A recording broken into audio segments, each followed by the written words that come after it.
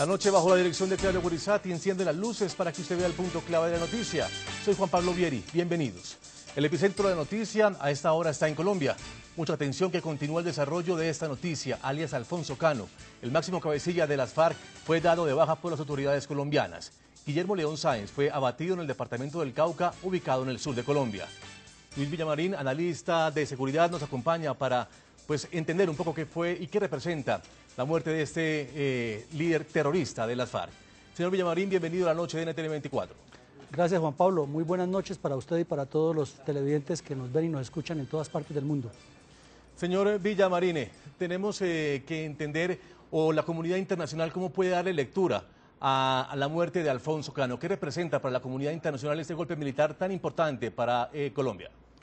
Representa muchas cosas. En primera instancia, es un golpe muy fuerte al plan estratégico de las FARC, es un golpe muy fuerte al plan de colombianos y colombianas por la paz que pretendían sentar al gobierno colombiano a negociar con este terrorista con el objetivo que los países vecinos que comparten la ideología con los terroristas de las FARC les dieran estatus de beligerancia y embajadas.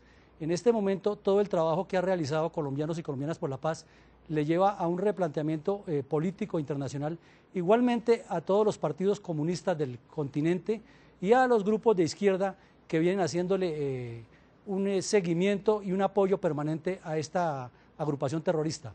Sí, señor Villamarín, tenemos que hablar porque cuando fue abatido el señor Raúl Reyes en territorio ecuatoriano, también con una operación militar colombiana, diferentes países se pronunciaron y muchos de ellos protestaron por la acción que había hecho el ejército colombiano.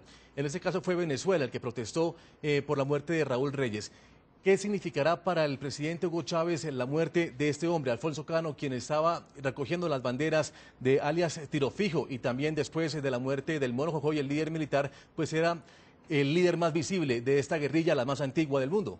Pues sin duda significa para el gobierno venezolano, para el presidente Hugo Chávez, un retraso en su proyecto bolivariano de alargar sus líneas y sus tentáculos hacia Latinoamérica, de acuerdo con las órdenes que recibe de Cuba de Fidel Castro y con el plan estratégico que tiene Chávez como parte de ese movimiento que dirige el Foro de Sao Paulo, tendiente a universalizar dentro del continente latinoamericano el famoso socialismo del siglo XXI. La muerte de Cano, que era el emblema de las FARC en esta parte política, pues obviamente le afecta los proyectos de Chávez y hay que esperar su reacción. Alfonso Cano, como lo hemos dicho, pues era el líder visible, quizás el políticamente más viable que tenía la guerrilla de las FARC, la más antigua del mundo, para de alguna manera tratar de comunicarse con la comunidad internacional. Hoy cae en manos de un operativo de las fuerzas militares, un operativo de inteligencia que termina con la muerte de este señor Guillermo, del señor Alfonso Cano. Bueno, señor Villamarín, entonces, ¿cuál es el futuro de las FARC? ¿Cómo podemos entender cuál va a ser el futuro de esta guerrilla después de la muerte de su único líder, por lo menos el más visible? Pues mire, las FARC dentro del plan estratégico tienen todo un esquema de trabajo político, militar, económico, diplomático, y simplemente van a replantear su tarea de acción, así como Cano replanteó el plan estratégico con el famoso plan Renacer cuando murió Tiro Fijo, y luego con la muerte de Jojoy. Quien asuma la dirección de las FARC tiene que seguir las instrucciones y los lineamientos que da el secretariado, que son 7 jefes de las FARC. Entonces, quien sea nombrado en este cargo va a continuar con la lucha armada, porque para las FARC la lucha armada tiene vigencia, y además porque tienen el apoyo soterrado de los gobiernos de Venezuela, Ecuador, Bolivia, Nicaragua y Cuba, y ellos todavía creen que el socialismo tiene vigencia. Entonces el golpe de Cano o la muerte de Cano los afecta sensiblemente, pero no los fuerza todavía a una negociación, porque ahora el presidente Pastrana decía que las FARC estaban buscando negociación, y eso es falso. Ellos lo que estaban buscando era la oportunidad de sentarse con el gobierno colombiano para que los gobiernos vecinos dijeran: las FARC no son terroristas, las FARC están sentadas con el gobierno colombiano, tienen derecho a una embajada y a un reconocimiento de estatus de beligerancia. Entonces la muerte de Cano lo único que hace es retardar este proceso, pero además le facilita a las fuerzas militares mucha información, porque probablemente cayeron los computadores, que es el arma más valiosa en estos combates. Va a haber mucha información que surge allí para nuevas operaciones y obviamente esto le sube la moral a las tropas, a las unidades de combate y va a aumentar la presión militar contra los jefes de las FARC. Igualmente el gobierno colombiano tendrá que asumir una posición más clara con la presencia de Timochenko y de Iván Márquez en Venezuela y con los terroristas que se mueven por el Ecuador, porque los dos ataques recientes que hicieron, el de Nariño y Arauca, demuestran que las FARC atacan en Colombia y se esconden en Ecuador y Venezuela y que de allí no han salido, como lo dicen esos gobiernos.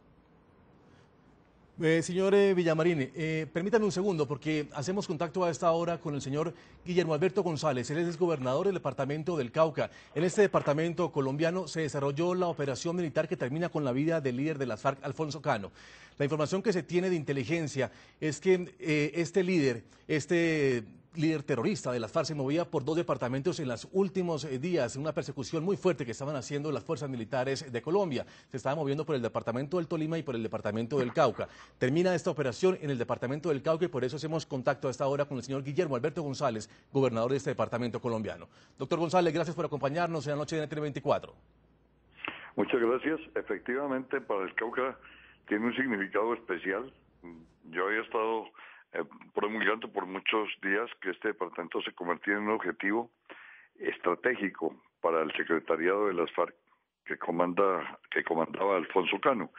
En ese sentido, se causó en el departamento del Cauca una serie de acontecimientos, se cursaron una serie de acontecimientos que trajeron mucho dolor, mucho sufrimiento, muertes de soldados, muertes de policías, muertes de civiles, atentados terroristas, una serie de acontecimientos que hoy nos permiten nosotros vislumbrar, después de la muerte de Cano, una esperanza especial para que el departamento pueda recuperar su confianza y la paz perdida. Yo creo que en el departamento del Cauca, Cano venía moviéndose primero en la cordillera central, después pasó a la cordillera occidental, que fue donde fue abatido, en el sitio El Chirriadero, entre los municipios de Morales y Suárez, en este departamento. Yo presumo, y esto sí ya es una interpretación que yo doy, que está buscando protección a través de algunos de los corredores que desde estos municipios van a la costa pacífica, que es una región sumamente boscosa y con, digo yo, condiciones para que él pudiera protegerse.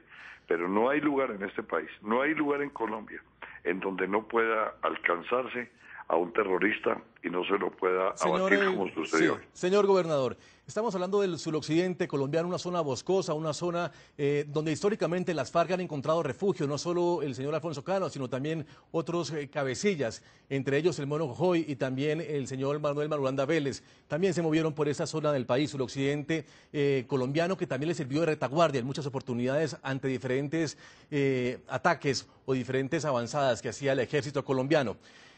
¿Cuáles fueron los operativos de inteligencia que terminaron con la vida de este líder de las FARC? Porque sabemos, por información que tienen algunos medios de comunicación y nosotros en NTN24, que fue por una información de inteligencia que cae Alfonso Cano y que cae prácticamente muy bien ubicado en esta parte del departamento. Sí, el departamento del Cauca ha sido el escenario de una serie de operaciones, claro que por inteligencia. Yo creo que las Fuerzas Armadas colombianas han progresado enormemente en el sentido de tener preparados estos golpes en forma certera. Yo quiero decirles una cosa, nosotros desde hace varios días teníamos las informaciones de los movimientos del máximo cabecilla de las FARC, pero yo me doy cuenta de que la fuerza pública está actuando en una forma muy profesional y muy certera. Quiero decirle a esta audiencia latinoamericana que esto importa a todos y que hay que tener confianza en que la fuerza pública colombiana está ahora, en estos momentos, suficientemente preparada para dar este tipo de golpes y que estoy casi seguro que esto llevará a que haya una reflexión por parte de las FARC de que sí son alcanzables y que sí son derrotables. De manera que uno puede hacerlo en dos formas. Una, haciendo la paz entre iguales, que es muy trabajoso que se logre un resultado favorable, o hacerla cuando se está dominando al enemigo, que me parece que son las condiciones que permiten hacer la paz, de manera que yo creo que en este momento se está demostrando en una forma contundente que la fuerza pública colombiana tiene las condiciones para hacerlo. Yo felicito al presidente Santos y felicito también al ministro de Defensa y de los altos mandos militares, y como mandatario de este departamento afligido, adolorido, estoy muy satisfecho de que se haya producido un hecho que muy seguramente nos va a conducir a un alivio en las condiciones de este departamento, porque ya sabemos que seguramente las operaciones, como son nucleadas y son jerarquizadas, las operaciones de la FARC tienen que tener una repercusión favorable para el Cauca. Gobernador del departamento del Cauca, sur occidente colombiano, muchas gracias por acompañarnos en NTN 24 y por darle a conocer un poco más de su departamento y de lo que pasó el día de hoy en este país sudamericano, en Colombia. Muchas gracias, señor. Muchas gracias.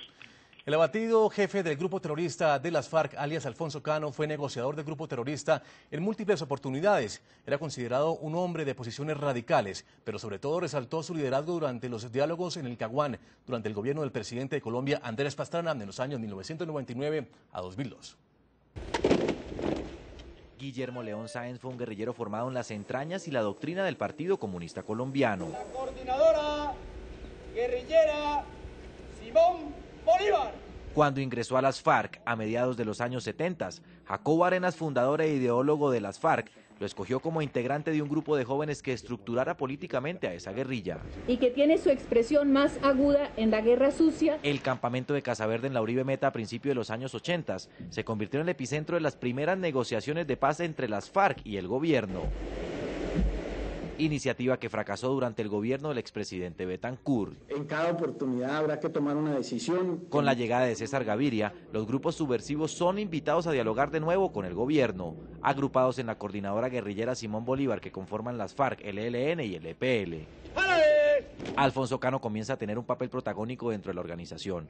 En 1992 los comisionados del gobierno Gaviria dialogan en Caracas, Venezuela y Tlaxcala, México. El comandante Alfonso Cano. La comisión de la coordinadora guerrillera Simón Bolívar estaba encabezada por Alfonso Cano.